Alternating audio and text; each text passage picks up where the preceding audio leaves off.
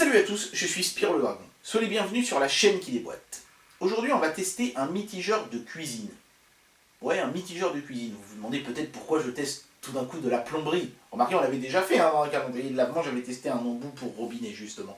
Mais si je teste ça aujourd'hui, c'est parce que le mitigeur de ma cuisine fuit depuis 15 jours et une semaine à peine après la découverte de cette fuite, j'ai un partenaire qui me dit « On aimerait que vous testiez un mitigeur pour nous. » Putain, je me dis « C'est pas possible, les mecs ils ont planqué une caméra chez moi, quoi. Je sais bien que la Chine nous espionne, mais... Ou alors ce sont les caméras connectées que j'ai testées qui sont piratées. Enfin, si c'est pour m'envoyer des trucs gratuits, moi piratez-moi autant que vous voulez, les mecs, ça me va très bien. Hein. Ou alors c'est le karma. Je sais pas, quelque chose de bénéfique s'est abattu sur moi après la découverte de cette fuite qui est pas bien méchante, mais qui est néanmoins un peu chiante. Bon, alors, évidemment, tester un robinet, ça vaut ce que ça vaut. Mais au-delà du test, ce qui va être intéressant, ça va être mon petit challenge personnel. Vais-je être capable de monter ce mitigeur tout seul comme un grand? Je pense que c'est surtout le résultat final de l'installation qui risque d'être intéressant à regarder dans cette vidéo. Voilà. Donc si vous n'êtes pas fanatique de la plomberie, vous pouvez zapper cette vidéo-là, je ne vous en voudrais pas. Pour tous les autres, c'est parti pour le test. Bien, on va tout de suite commencer le test, et comme vous pouvez le constater, forcément la boîte est immense et sort du cadre, parce qu'un mitigeur de cuisine, c'est quand même quelque chose d'assez volumineux. Mais bon, c'est pas très grave, hein, je n'ai pas un souci du détail aussi élevé sur ce genre d'objet que sur un smartphone, par exemple, donc on va pas commencer à chipoter là-dessus. Sinon, on va vite être submergé, et c'est ça qui est génial avec la plomberie, c'est que je vais pouvoir faire plein de nouvelles blagues de merde, un monde de blagues de merde s'ouvre à moi avec ce truc. Voilà, j'espère que je vais pas couler en faisant ce test, qu'il va pas prendre l'eau, vous voyez. Bon, on va peut-être se calmer un petit peu, hein. On va regarder pour la fin aussi. À l'intérieur de la boîte, on a déjà une notice, enfin c'est même pas une notice parce que il y a beaucoup de texte et un éclaté du produit. Et les instructions se résument à 8 étapes, ça a l'air simple quand on les lit comme ça.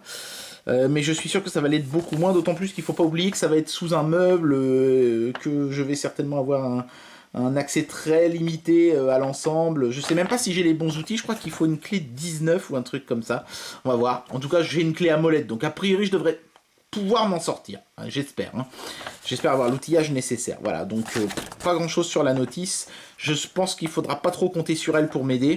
Ils disent pas trop, par exemple, où est supposée aller l'eau chaude et l'eau froide. Dans le sens où ils l'ont mis là, on pourrait penser que l'eau chaude va sur le tuyau le plus court, l'eau froide sur le tuyau intermédiaire, et donc en fait la douchette vient sur le troisième tuyau ici. Mais bon, je suis pas vraiment trop sûr à vrai dire. On verra bien. Hein. Là, je suis complètement dans le flou. Moi, j'ai jamais fait de plomberie de ma vie. Hein. Le seul robinet que j'ai jamais monté chez moi, c'était un lave-main qui ne se connectait que à l'eau froide. Donc c'était plutôt simple. Il y avait juste un boulon à défaire et à remettre. Là, je crois que je vais pas mal en chier quand même. Et ce qui me fait dire ça, c'est qu'il y a beaucoup de choses dans la boîte. Outre bien sûr le mitigeur en lui-même qui est ici, hein, et qui est assez lourd et spectaculaire, je dois bien reconnaître, et qui se termine avec tout un tas de bordel en dessous là, dont j'ai absolument pas la moindre idée de ce que c'est. Je pense qu'il y a l'arrivée d'eau chaude, l'arrivée d'eau froide, et donc ici le connecteur de la douchette qui est pas au même diamètre d'ailleurs, donc au moins déjà je risque pas de me gourer entre celui-là et les deux autres, ça c'est déjà pas mal. Qu'est-ce qu'on a d'autre dans la boîte? Je vais les prendre un peu au pif, hein, parce que je sais pas trop à quoi ça correspond. Ça, je pense que c'est le collier de serrage pour fixer l'ensemble au meuble, puisqu'il y a une grosse préhension ici, une sorte de poignée.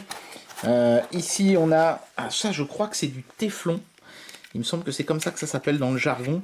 C'est quelque chose qu'on met sur les pas de vis quand ils suintent pour les étanchéifier. Donc ça, c'est sympa de le fournir, parce que, mine de rien, ça coûte quelques euros quand il faut l'acheter séparément. Là, on a des colliers de serrage qui sont différents de l'autre.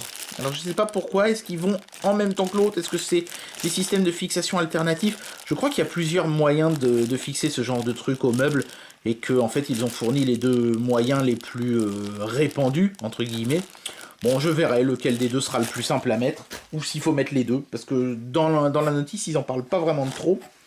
Ici, on a les petits joints pour les... Alors, ils en ont pas mis en rabat. Il y a les deux eau chaude, eau froide. Et celui pour la douchette. Et puis, c'est tout. Hein. T'as pas intérêt à les perdre. Des gants. Une paire de gants. Je sais pas pourquoi ils ont mis ça. Est-ce qu'on a besoin de gants pour faire cette installation-là? C'est peut-être pour aider à mieux serrer les boulons. Bon, c'est toujours un petit bonus sympa. On a... un poids, alors si j'ai bien compris, ça c'est pour que la douchette se rembobine automatiquement. En fait, quand vous tirez sur la douchette, ça lève le poids, puis quand vous relâchez la douchette, tac, le poids redescend, et ça la fait se rembobiner automatiquement dans le truc. Ok, très bien. Donc ça, c'est simplement quelque chose qu'on vient visser autour du tuyau flexible de la douchette. Je pense que la logique va quand même pas mal me permettre de m'en sortir. Hein. Et donc on a les flexibles qui permettent de relier les arrivées d'eau au robinet en lui-même. Et ça va, ils ont été paradins sur la longueur, ils font dans les, je dirais, 50 cm. C'est plutôt pas mal parce que parfois ils vous en donnent de 20 cm. Et puis si vos tuyaux sont trop éloignés du machin, bah tant pis pour vous. En plus ils sont quand même assez souples, donc je pense que je pourrais ruser sur la longueur s'ils sont trop longs. Donc ça c'est plutôt cool. Voilà, c'est tout hein, pour l'unboxing. Hein.